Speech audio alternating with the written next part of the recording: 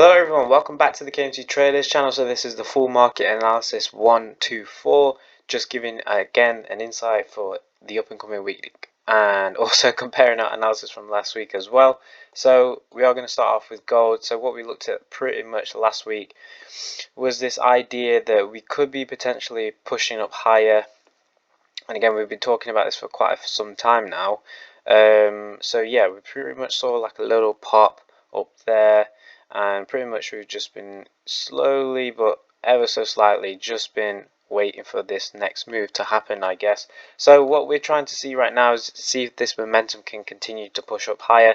So again, I've got a couple of scenarios at hand here.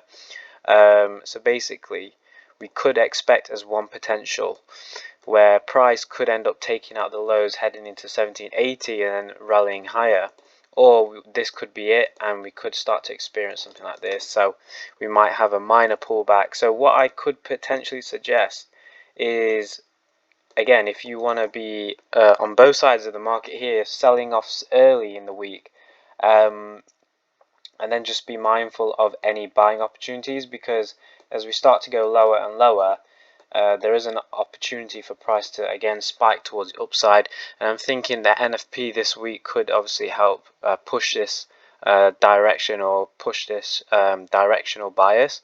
But I'm also mindful of this 1760 area, because it's going to be a potential level where we could expect more downside opportunities. So that's why if we were to potentially look at some sells early on in the week, perhaps it could hedge us on the NFP day, providing that obviously we don't get stopped out during early midweek, for example.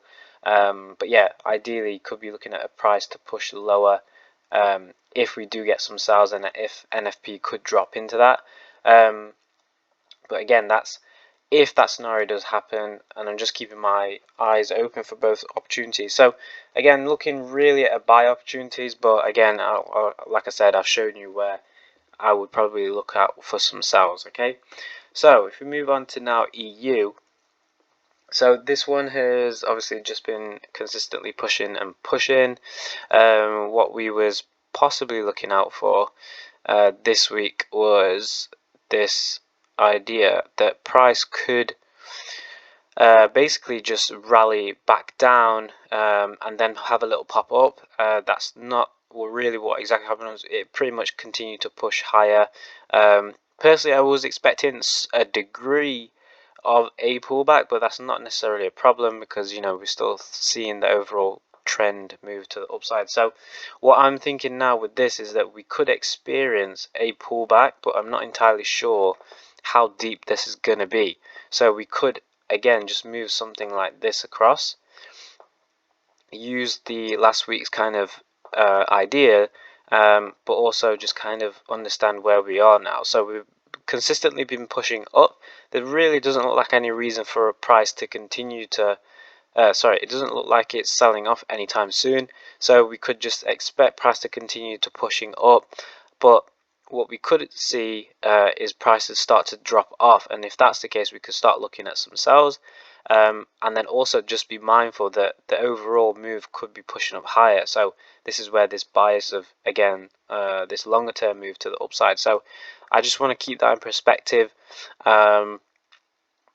And again, I'm looking at 103 as like a support level. I'm not drawing it on yet, because we're not really there right now.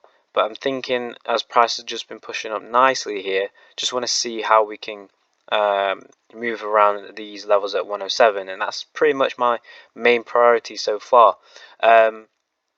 So yeah, looking at a potential sell-off, as we've already started to explode to the upside to some degree. I think a sells probably is a nice ideal trade setup. And then as we start to dip lower, potentially into 105, we could be looking at some buying opportunities, but I think that's probably going to be next week. And I think, like I said, the NFP could be the main influencer for price to push in either direction. So we just need to wait for that.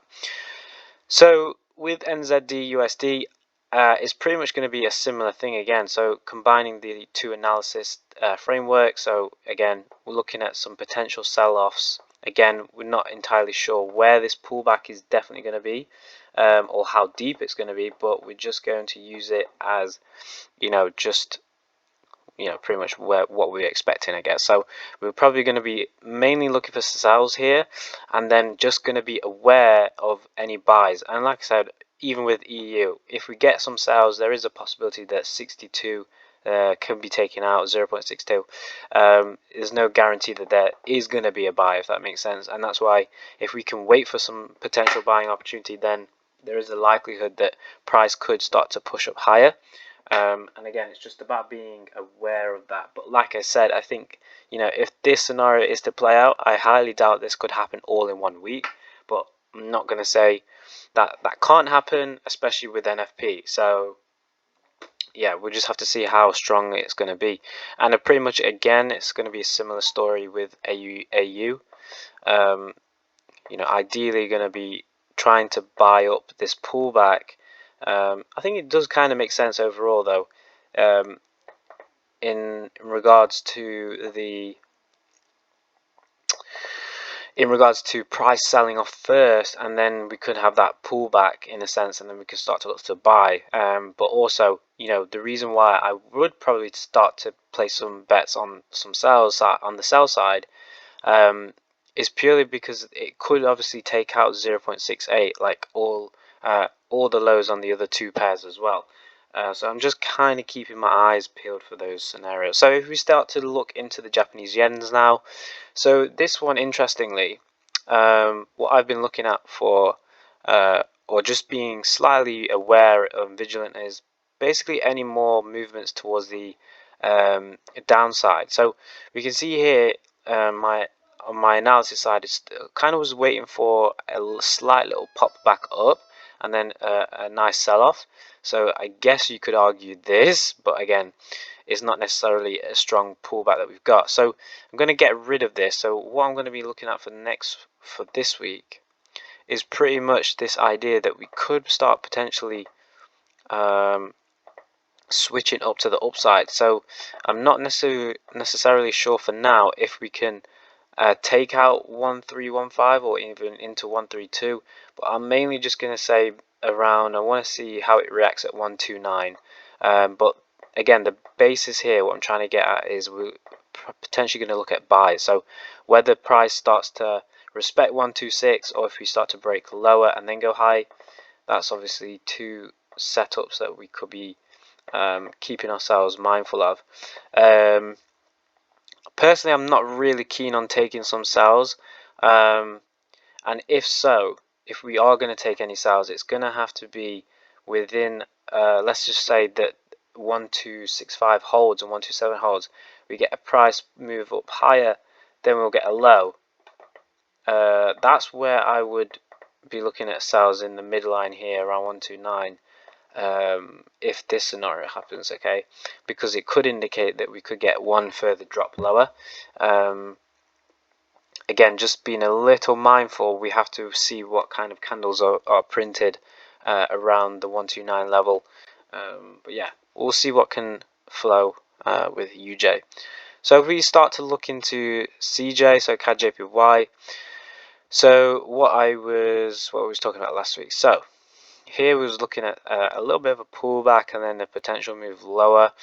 So what we've got to see now is, we've had a little sharp move lower, and we started to kind of retrace ever so slightly as well. So it's most likely that we could start to see this switching over to, to the upside. So again, I've got two scenarios here. Again, this 98.5 might hold, and it could actually end up pulling into 101. Now if that happens, this is where it's going to be quite tricky, because we could expect a sell-off here into 98 or 97 lows, and that's why if that does happen, then it makes sense to start potentially looking into some buys as a hedge, because if we don't get any rejection from 101, we could end up blowing past that even into above 103 and higher. So again, I know I'm covering quite a 50-50 scenario, but the splitting is you'd rather be selling in the right direction and buying in the right direction or right places, rather than predicting one direction only, because in case of the bias doesn't play out, then you at least got the opposing side as a hedge. Again, that's just my kind of thought processes, and it's going to be a similar process as well with EJ. So again, we're just going to move this slightly higher up, but essentially looking for this pullback. Again, we could be looking at 137, 138, finding a rejection, and it could potentially take its lows.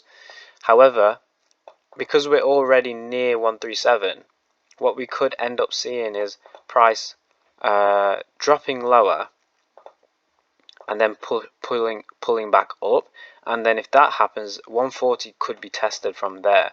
So I think for the EJ, sells are probably going to be the first thing to look at potentially, and then waiting for a pullback, and then consider looking at some buys. So not exactly as similar as the other two, but again, the process could be it could possibly work. It depends on what happens with the euro, etc. But I also know there's a few holidays this week, so that's also going to be something to consider. So it could actually be a choppy week. I didn't think completely forgot that we've got a few holidays actually, as well as NFP. So a lot of choppy behavior up for grabs here. So now let's take a look at AJ. So what we've got here is again, so what did we discuss last week? So roughly around 20, 22, 23. So here it was looking out for some choppy behavior. Again, this is obviously a very exaggerated version of this, but as you can see, we had a nice drop and then a push up, and then ideally I'm looking for some kind of pullback here. Now looking at this, I'm not necessarily too sure, because I think we might have to draw in a couple of scenarios here. But yeah, what I'm potentially thinking as one scenario is we'll get a pullback and then a complete drop to the lows into the 87 levels. So we could be looking at some sells. The other opposing scenario that we could get is, again, price pushing up, selling up here, and then buying up. I'm not necessarily sure if it can start to break, but I'm going to probably just stay safe at 93. That's just me personally. But again, what we could potentially see 96 being taken out, but again, that's this, and I probably will just stick for that for now. And like I said, while this annotation is already there, I'll move it here. But again, sells, hedge, and again, if we don't get the buy, that's fine, because we'll have some potential sell positions. And on the flip side, if we do get that idea, or if we do get that opportunity for some buying momentum, then like I said, we could be able to get some positions here on the pullback, and hopefully rallying into 93. So that's a Japanese yen. I'm just going to take a look at now the last two USD pairs. So interesting for Swiss franc. Like I said, consistently been pushing lower and lower on this. So we were roughly here. So what I was personally expecting was some sort of pullback. I wasn't really involved with this, but what I'm now suggesting or potentially looking at now is, again, just a bit more of a deeper pullback. I want to see some sort of creation on the upside to flip over, and then ideally we need to wait and see what happens, because it could, if we do get price to come into the 98 level or 0.98, there is an option that it could then sell off, or it could do something like this where price just starts to push and continuously go higher and higher to potentially break 1.01 and go higher. So that's again just something that I'm looking at. And as you know, price is consistently moving one way, so again, it needs to have at least some sort of opposing direction as well, and that's why maybe a buy could be useful there. So the other one that I'm looking at now is USD Cad. So I'm looking at this in the sense where we could expect some potential buying opportunity here. So we were looking out for some drop in price. So where was we around here? So yeah, so we would be waiting for price to, so pretty much price had a nice drop off, and what I'm thinking here again is to see if we can potentially find some sort of buying opportunity towards the upside.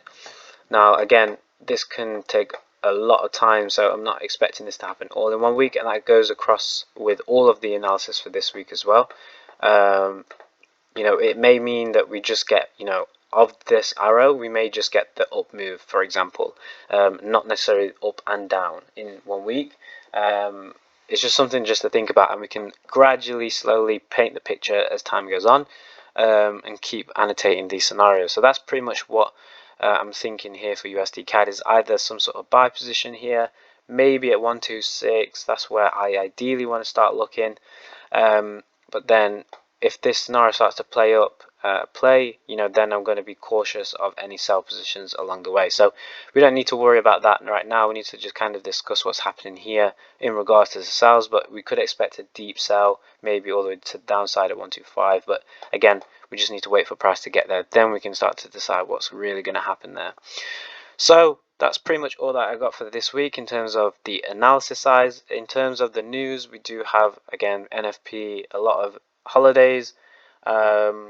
Thursday, Friday, I know is, you know, the pound holidays, the GP holidays, so that can obviously have an effect. So I'm just curious to see how that's going to affect the markets, and if it's still going to be, you know, as aggressive as it usually is. But like I said, we'll see what happens with NFP week, and hopefully you guys are prepared for the up and coming week with this video. So guys, if you did find this video valuable, make sure you leave this video a like, and hopefully you are subscribed too, and I shall see you guys next week.